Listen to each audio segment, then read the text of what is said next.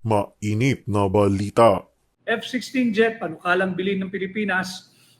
Ang halaga po nito ay $5.58 billion. Bakit ba sumagi sa isip ng gobyerno na tayo po ay bibili ng F-16 jet? Ang dapat kinukumpuni at ginagawang tama ay yung pagpasa ng tamang taunang budget. Ang kanila raw pong panukala ay proposal ay upang suportahan ang foreign policy at national interest ng Estados Unidos. Hindi po ng Pilipinas. Malinaw po yan. Wala pwede magsabing fake news yan. Wala nga kaming pera. Kulang nga ang Pilipinas sa pananalapi. Kasi sasabihin na naman, hindi, it will be to boost our territorial defense and to protect our sovereignty. Huwag po tayong magpapabudol doon. Budget, hindi F-16 jet. Budget pa rin ang usapin at hindi ang military jet. Budget pa rin yung budget na nakakapagbigay buhay, hindi yung F-16 jet na kikitil ng buhay. Yan po ang ating usapin ngayon. Again, the issue today, budget, hindi F-16 jet. Budget na nakakapagbigay hanap buhay, nakakapagbigay buhay, nakakapagbigay hanap buhay, hindi po F-16 jet. Ang narinig lang po siguro nila yung dulo ng budget, kaya sila ay nagbumibili ng F-16 jet. Ang halaga po nito ay 5.58 billion pesos. 5.58 billion, maliit pala yun.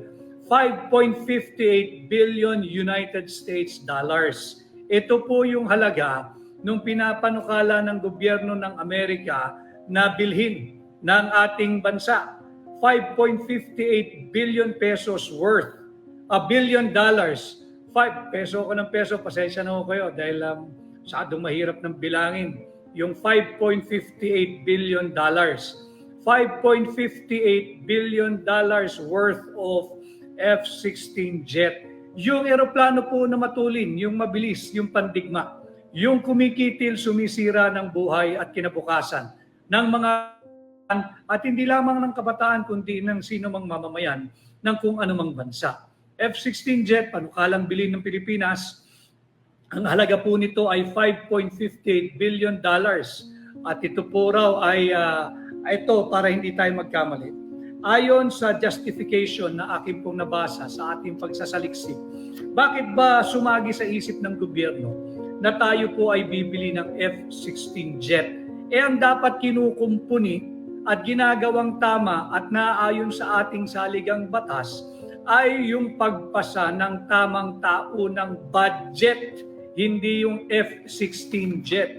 According to the United States Defense Security Cooperation Agency, ito po ay nalathala sa online ng CNN, United States Defense Security Cooperation Agency. Pakinggan po ninyo yung pangunahing dahilan nila. The proposed sale, yung panukalan daw pong pagbebenta ng F-16 jet ng Amerika sa Pilipinas, will support, susuportahan yung foreign policy and national security. Hindi po ng Pilipinas, kung hindi ng Estados Unidos. Pakinggan po niyo mabuti yung kanilang inilathalang pahayag. Ang kanila pong justification dito sa panukalang bumili tayo at bebentahan tayo ng F-16 jet. Ang pinag-uusapan muna natin ay ayusin yung ating taunang budget. Nauwi po tayo dito sa F-16 jet. And their justification, the United States Defense Security Cooperation Agency, ang kanila raw pong panukala ay proposal ay upang suportahan ang foreign policy at national interest ng Estados Unidos. Hindi po ng Pilipinas.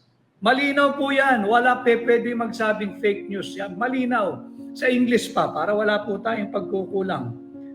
The proposed sale will support the foreign policy and national security of the United States. Unang-unang justification nila yan. Pangalawa na lang po yung Pilipinas. Pakinggan po ninyo. How will it support the foreign policy and national security of the United States? Ang sabi po nila, by helping improve the security of a strategic partner that continues to be an important force for political stability, peace. Anong peace? Gamit pandigma ito and economic progress in Southeast Asia. Pangalawa lang po na naisip nila, bakit kinakailangan daw tayong tulungan? Pero pangunahin sa kanilang agenda ay upang suportahan ang foreign policy at national interest ng Estados Unidos. Ito po ay imposing sa Pilipinas na tayo ay bumili sa kanila ng gamit pangdigma, ng armas o aeroplanong pandigma, aeroplanong militar, yung F-16 jet.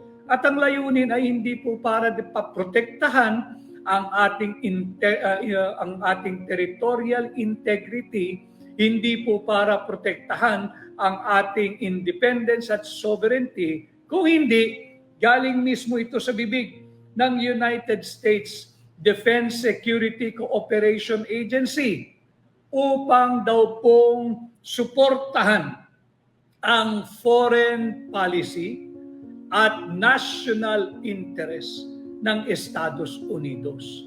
Bakit kinakailangan kaming bumili ng isang armas mula sa inyo, kagaya ng F-16 jet? Wala nga kaming pera. Kulang nga ang Pilipinas sa pananalapi. Ang dapat po na pinag-uusapan, kasi sasabihin na naman, hindi, it will be to boost our territorial defense and to protect our sovereignty. Huwag po tayong magpapabudol doon. Kung gusto nilang pag-usapan ng sovereignty o soberanya, pinamigay nga ho natin hindi pala natin sila. Binigay nga nila yung isang mamamayang Pilipino na ang pangalan ay Rodrigo sa kamay ng mga naglalaway na banyaga diyan sa ICC. So ano yung sovereignty? Yung sarili mo ngang mamamayan, yung kapwa mo lang naman Pilipino, ibinigay mo bilang handog sa kamay ng naglalaway na banyaga sa ICC. Anong soberanya? Bakit tayo kinakailangan bumili ng gamit o armas pandigma? Hindi nga natin mapakain ng murang bigas yung ating mga mamamayan. Unahin muna natin yung makakain, yung tutugon sa issue ng sikmura, hindi yung F-16 jet na yan. Kaya po ang ating title ay yung budget at hindi F-16 jets. Marami po yun 20 raw po yung pinopanukala ng Estados Unidos na bibilihin natin sa kanila at the price tag of 5.58 billion United States dollars. Kayo na po mag-compute ngayon kung magkano in peso yan. 5.58 billion times, lagay na lang natin 57 ang palitan ng piso kontra dolyar ngayong araw. Yan po yung halagang yan. May pera ba tayo? Wala pong perang Pilipinas. Wala pong perang Pilipino. Kanya, may nagpapanukala na isa ring empleyado ng gobyerno, trabahante po natin mga Pilipino, sumasahod yan mula sa ating buwis, iuutang daw po natin. Iuutang na naman natin ang pambili dito sa panukalang F-16 fighter jets na nagkakahalaga ng 5.58 billion United States dollars. Wala nga po tayong pera Problema nga natin, lagi tayong deficit Utang nga tayo ng utang And for this year, like what I have discussed with you the other day, noong 2024, tayo po ay nagkaroon ng deficit or budget gap ng 1.51 trillion pesos. Pag may budget gap or budget deficit, kinakailangan po nating utangin yon. And that was 2024. For 2025, ngayong taong kasalukuyan, ang projected shortfall or budget deficit or budget gap ay higit na malaki, 1.54 trillion. From 1.51 trillion noong 2024, ngayon 2025, ang projected budget gap or budget deficit na kinakailangan punan. Paano mo pupunan kung wala kang ini-introduce na bagong pagkakabuwisan? Mangungutang po ang Republika ng Pilipinas. Pera nyo po yun, babayaran po natin pare-parehas yan, kaya dapat meron kayong pakialam. So, for this year, 2025, higit na malaki po yung kanilang projected budget deficit or budget gap.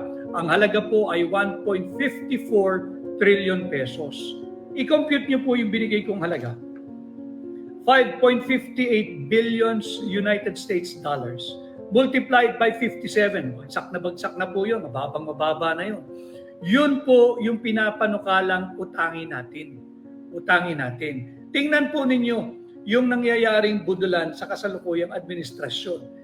Binawasan po nila yung pondo sa 2025 budget doon sa military or armed forces of the Philippines modernization budget. Binawasan mo yung modernization budget ng AFP. And here comes now United States of America proposing that we buy from them 5.58 billion United States dollars worth of F-16 jets na tumugon naman itong isang empleyado na dapat na ritong sisantihin sa gobyerno, maganda raw na utangin natin itong pangbabayad sa F-16 jets.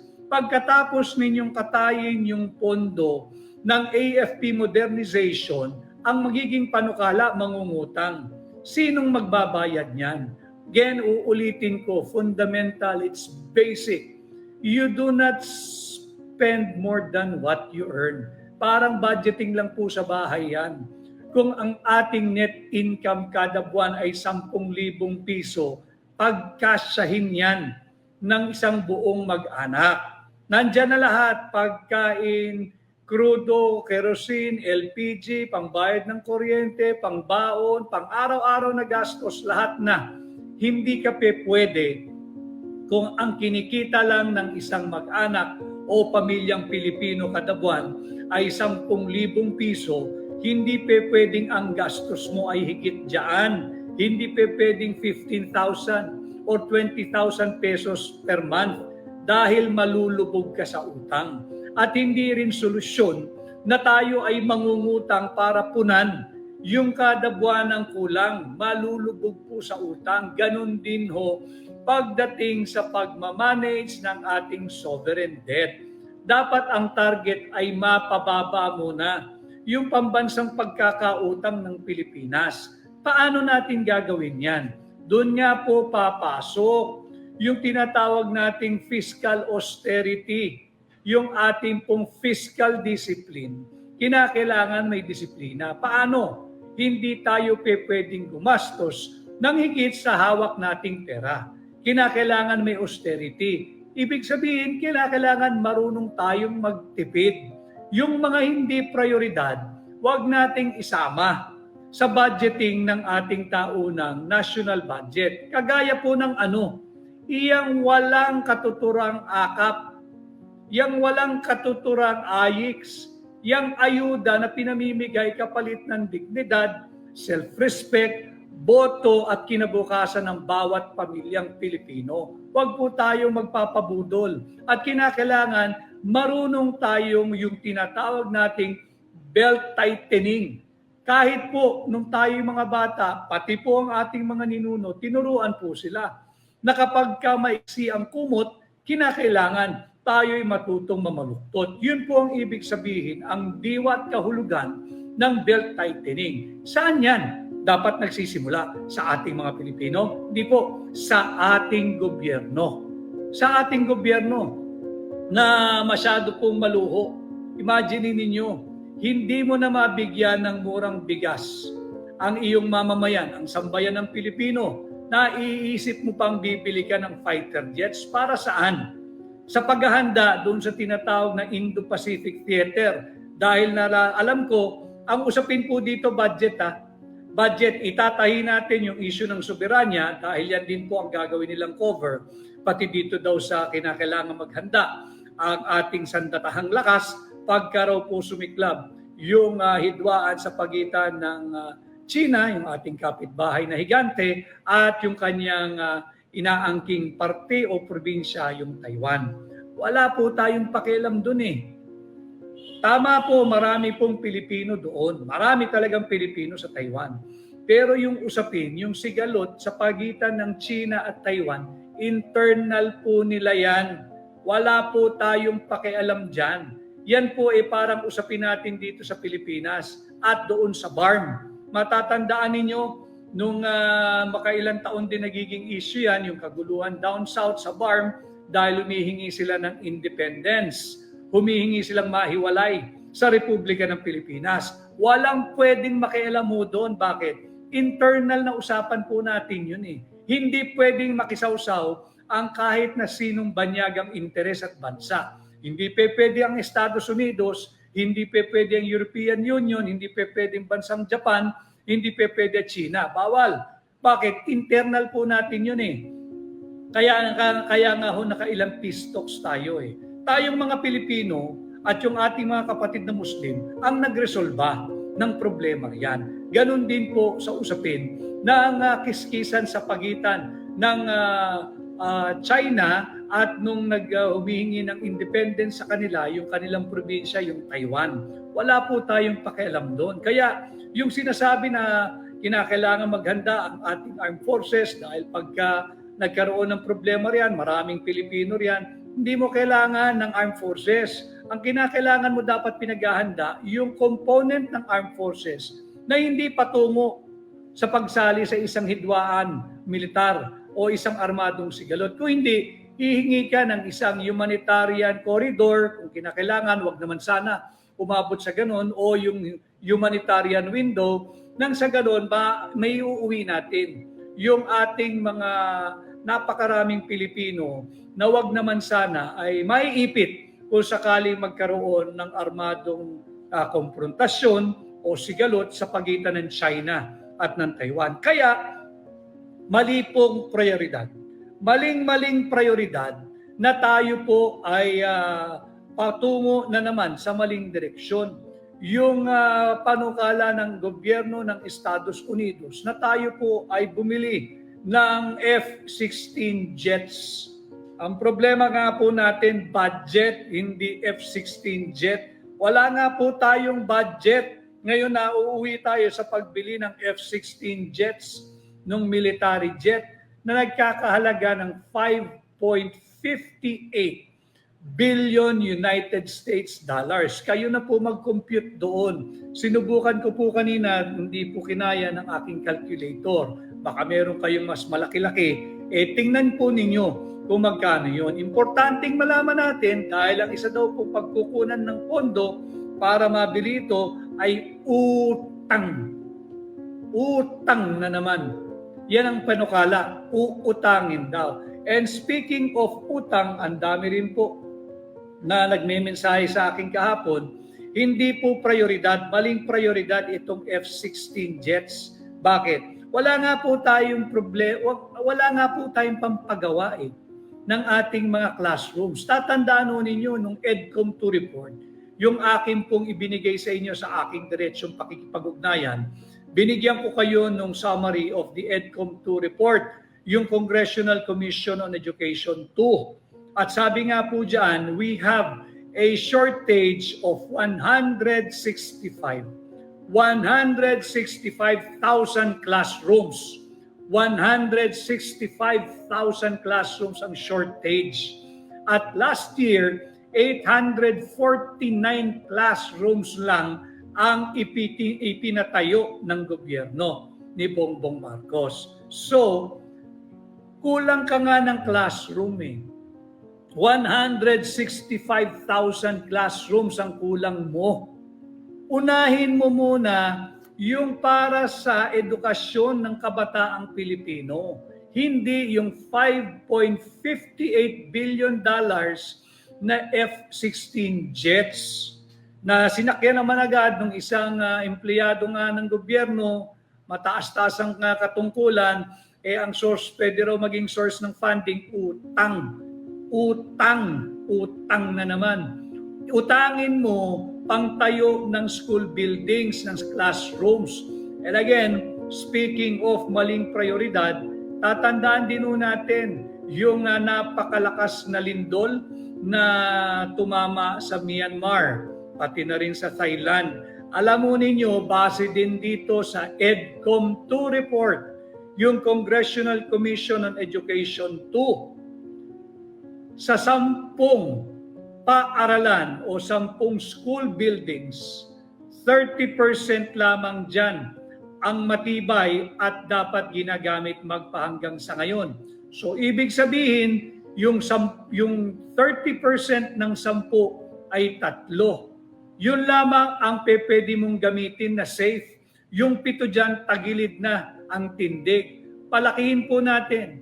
Kung merong 100 school buildings, ayon sa EDCOM 2 report, and having in mind the size of the earthquake that struck Myanmar and Thailand, napakalakas pong lindol yan.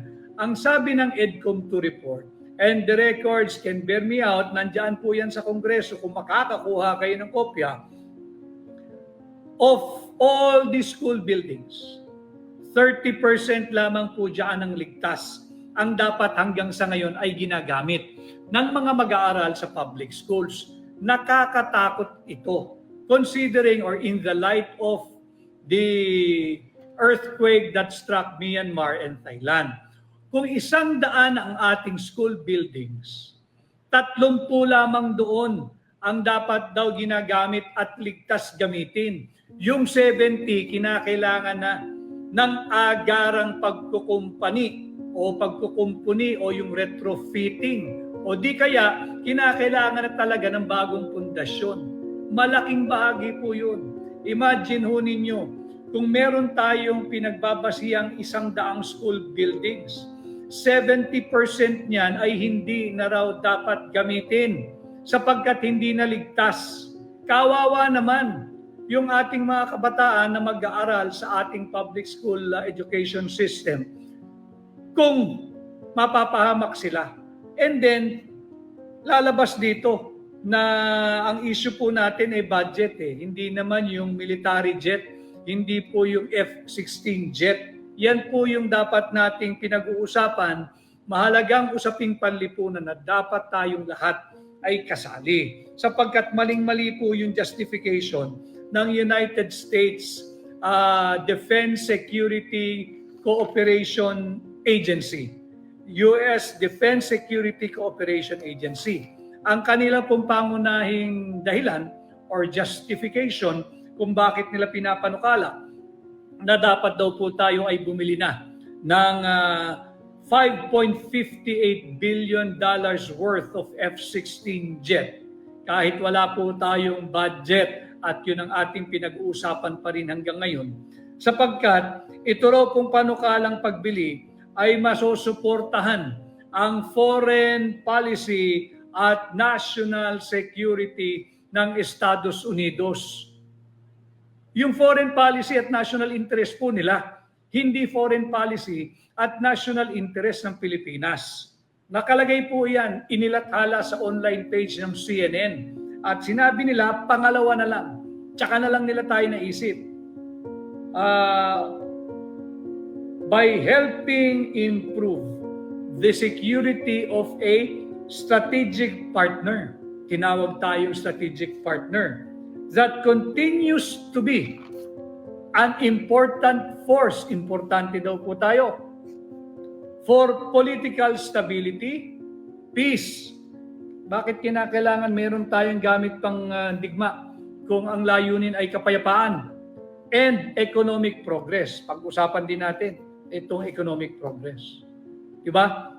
Dahil nga po tayo sa hakbang ng maisog, patuloy tayong nananawagan for transparency, accountability, peace, and security. Kaya po ito, hindi tayo sumasang-ayon dito dahil binanggit nila ang pangunahing layunin is to promote the foreign policy of the United States of America and the national interest of the United States of America, not of the Philippines, not of us, the Filipino people. Babanggitin po natin yung Article 2, Section 7. Matagal na po nating dinidiskurso ito, yung ating yung note to war dito sa hindi tayo dapat makisali diyan sa friction between China at Taiwan. Dahil nga po malinaw sa ating Article 2, Section 7, na ang ating pong foreign policy ay dapat independent foreign policy. Hindi dikta, hindi mando, hindi impluensya, hindi napag-utusan tayo ng isang banyagang puwersa o isang banyagang estado. Hindi po dapat ganoon ang ating foreign policy. Pangalawa, Article 2, Section 8. Magkasunod lang naman po yan sa ating saligang batas that the Philippines pursues and adopts a policy of freedom from nuclear weapons. Malinaw po iyan eh. Nandyan nga po, di ba, yung Typhoon missile system ng United States of America na capable na lagpasan yung sinasabing pangdepensa daw ho natin sa ating exclusive economic zone. Yung exclusive economic zone, 200 nautical miles lang po yun eh. Yung Typhoon missile, kaya pong umabot nun sa ating mga kapitbahay na bansa. So anong dinedepensahan natin? Depensa ba to o pang-opensa? At hindi nga po nararapat yan dahil malinaw sa ating Article 2, Section 8, na bawal po ang kahit na anong armas na may kapasidad magdala ng nuklear, no, yung armas na nuklear. At higit sa lahat, napapag-usapan na naman itong balikatan at paghahanda raw po sa isang pagsasanay na kung sakaling magkaroon na wag naman ng armadong sigalot sa pagitan ng China at Taiwan, ay handa raw po ang ating armed forces. Para ano?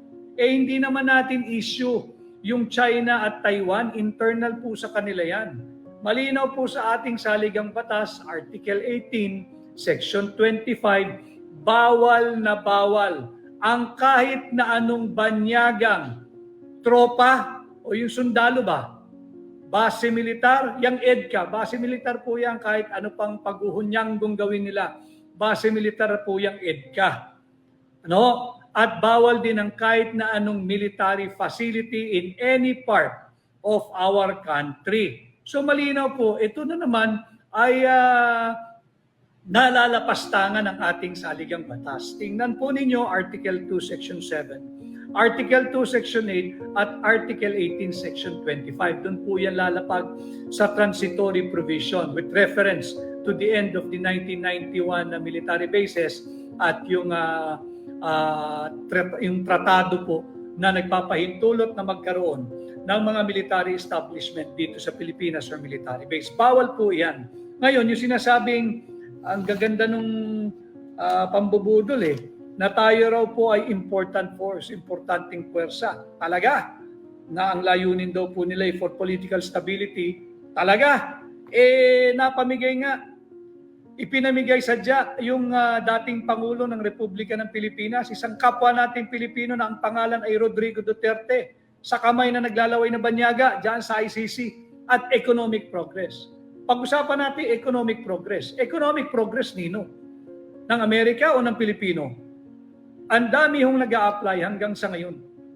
Pagka nagsasalita sila ng atin daw pong sundalo at sundalo nila ay lumaban, shoulder to shoulder, dugo ng Amerikano, at tayo nagsama, malalim ang ating kasaysayan. Kung ganun pala, simpleng-simpleng tanong, bakit ang mga Pilipinong nag-a-apply ng United States visa ay kinakailangan magbayad? Bakit kinakailangan magbayad? Wala namang garansya na mabibigyan ng visa. Kaninong economic progress yan? Nasaan ang pagkakapantay-pantay ng Pilipino at Amerikano? Bakit ang mga Amerikano visa-free entry papunta sa Pilipinas? Asaan yung reciprocity? Nasaan yung pagiging pantay ng Pilipino at Amerikano? Bakit ang Pilipino tutungo sa Amerika, kinakailangan mag-apply ka ng visa, bayad agad? Bayad agad. Bakit ang Amerikano, labas-masok sa ating bansa, walang visa, walang pinagagastusan? At may full access sila, basta dala nila yung blue passport nila, yung kakulay po ng kanilang pasaporte, pwede po silang maglakbay papunta sa ating bansa. Bakit ang Pilipino kinakailangan mag-apply ng visa? Bakit to? Yun o yung ating sagutin bago tayo magpabudol muli. At pangalawa, yung sinasabi ko nga kanina, hindi rin pwedeng gamitin cover dito sa issue ng fighter jet at sadyang kinakalimutan yung budget. Babalikan po natin yan, hindi natin kakalimutan yung budget na yan.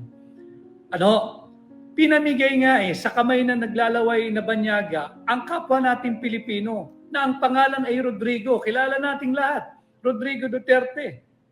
Ginawang mistulang alay. Huwag nating kalilimutan yan sapagkat bukod sa issue na mali ang prioridad na issue, ang budget, hindi ang fighter jet, ito po yung mga mahalagang usaping panlipunan na magiging gabay nating lahat, magiging gabay po ninyo sa pagpili ng ating mga bagong trabahante sa Senado, sa mababang kapulungan sa Kongreso, sa mga gobernur po natin, yung mga city mayor, municipal mayor, at yung mga provincial board members, city and municipal councilors. Sisantehin na natin.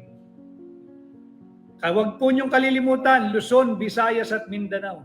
Sisantehin na natin, huwag na nating bigyan ng muling pagkakataon lahat ng mga elitistang kongresista na pumirma sa huwad na impeachment laban kay Vice President Inday Sara Duterte.